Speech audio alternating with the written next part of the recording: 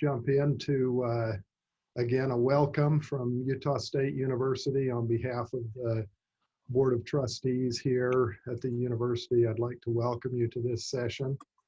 As you know, under Utah statute, there are 3 entities that are allowed to engage in authorizing charter schools in the state of Utah. One is the State Charter School Board, the others are school districts, and the third group would be universities. And while there are several universities that have issued charter school authorizations, we think in our case USU and the Board of Trustees here has authorized us to take kind of a broad view of this and maybe look at multiple schools that come into our network.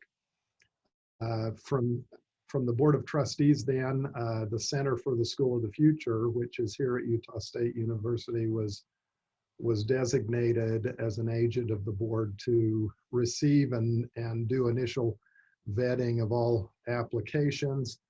And then later in the year, as that process is winding down, we'll be presenting that information to the USU Board of Trustees. And of course, since they're the statutory body here on campus, they would be making final determinations.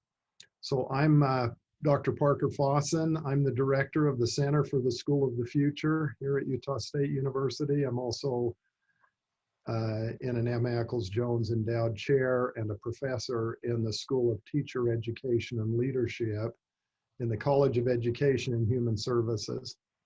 Also working in the center is Dr. David Forbush. He's the associate director. Dr. Forbush previously was the director of the Utah Professional Development Network, which was funded by the Utah State Board of Education to provide professional learning support to schools around the state. And then also recently we were fortunate to acquire the services of Dr. Ray Reitzel. Dr. Reitzel is a program specialist in the Center for the School of the Future, and just before this was serving as Dean of Education at the University of Wyoming. And prior to that was M. Ackles-Jones Endowed Chair and Professor at Utah State University. Next slide. Also working with us tonight, and you'll see these individuals as the information flows out, is staff from Clear Learning Partners. These are individuals who bring expertise in business operations and with a focus on learning. So we're very excited to have them join us. Let me just introduce to you Emmy Haywood. Emmy's originally from Star Valley, Wyoming, and we don't hold that against her. We're glad she's with us. She's currently studying economics at Utah State University. And she's a great student, but she also has deep empathy for students who face barriers that maybe she hasn't. So she's very motivated to engage. Also with Clear Learning Partners, Don Linford. Don has held a range of leadership roles across his lengthy career in international banking. He and his family have been fortunate to live in several of the world's largest financial centers, such as Boston and New York and London and Sao Paulo. Don brings a passion for developing junior talents and for mentoring, as well as a commitment to supporting Utah's charter schools. And he's also focused on leadership and governance models and very interested in constant improvement. And finally, Dr. Chris Fossen is a faculty member in the Department of Economics and Finance at Utah State University, where he teaches and he also conducts research. One of the focus areas of his research has been school choice and also charter school market structure. So we're very appreciative of having them with us today, and they'll be sharing information with you a little later. As you may know, USU is a land grant, space grant university and has a presence around the state with physical facilities, and also has a mission to really engage across the state, which partly motivates the university's engagement, I think, for charter authorization, and I would say is probably most uniquely positioned as a university to succeed in this process. But as we review the mission of the university, you'll see that Utah State has a clear commitment to academics come first, and you're going to see this thread throughout all of the things we discussed this evening, that this commitment to academic learning and student learning proficiency is really central to what we're trying to bring into this charter school sector.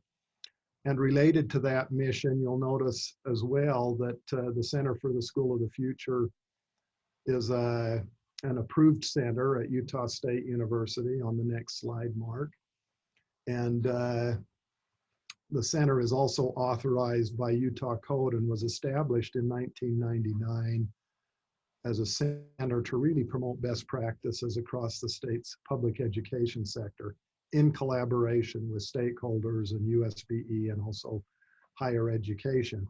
We've further refined that mission in the Center of the School of the Future, Center for the School of the Future, to really say that our goal is to foster 100% learning proficiency in client schools. And so we work tirelessly to achieve that as our outcome, recognizing that if we set a lower goal, we probably achieve it. So we're really trying to push ourselves and push our ability to really leverage the knowledge bases we have access to.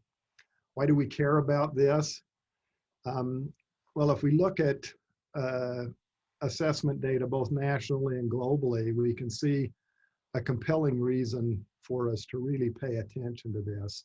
One example of this is the National Assessment for Educational Progress, which is an assessment I think most of you are familiar with, but it's an assessment that's conducted at the national level with a random sample of students in 4th, 8th, and 11th grade in reading, math, and science.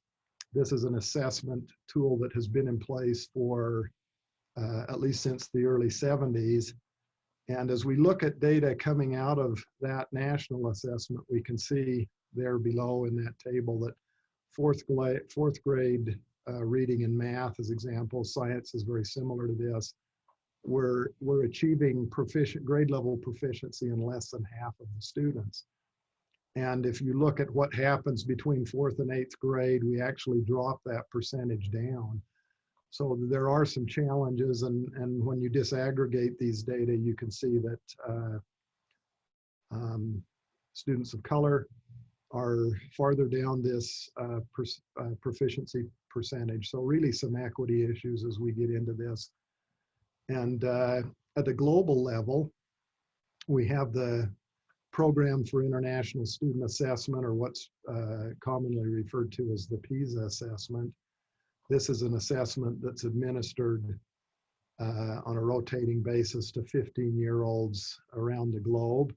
And when we look at the most recent data from 2018, we see that in reading and math, there's been very little improvement in proficiency rates since the year 2000. So again, some concerns. And the question that we ask then is, why do we care about this? And if we look at the following slide, our interest is that we know, it's certainly clear in our knowledge base that students who develop this foundational learning proficiency by the end of 3rd grade seem to be more able to effectively navigate life. They are able to continue their learning many times independent of what's happening around them, and really take control of their own lives. And what this sets them up for then is an ability to flourish throughout their lives. So this is really an important thing for us to pay attention to. We also know that they're better able to develop deep content knowledge. And this was reinforced again in a book this past year by Natalie Wexler called The Knowledge Gap, where she talks about the power of both foundational knowledge, but also what that leads to in deeper content knowledge and the acquisition of knowledge, and how important that is for children to have that information moving forward so that they can fully animate opportunities in their life. So those are some of the foundational things that we're paying attention to as an organization that drives us to have interest in engaging with charter schools. We have experience over many years of engaging at a very deep level with public schools, and look forward to really engaging with charters as well. I would say that really the focus of our interest is to work collectively with any of our clients' school personnel with a common goal to really ensure success and leverage the expertise and resources within the university to help you achieve your learning outcomes for your students.